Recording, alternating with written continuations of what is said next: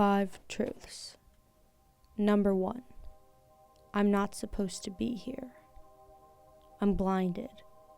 The sharp buildings remind me of that daily. I can't see properly. This monstrous concrete obscures my view. My eyes and lungs ache for some sacred place, far, far away from here. I can't escape these corners. Number 2.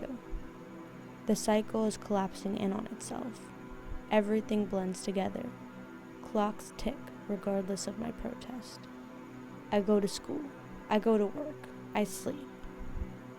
I can't escape these corners. I consume. I consume. I consume. I consume. I consume. I consume. I consume. I consume. I consume. I consume. I consume. I consume. I consume. I'm blinded. Number 3. I ache for the soft circles of roses, the gentle touch of moss, tough sticks and sharp rocks. Trees to climb, petals to pick, to feel.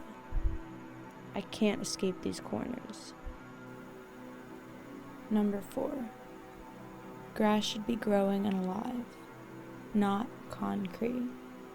Flowers should be littering the tip-tops of trees, not plastic bags.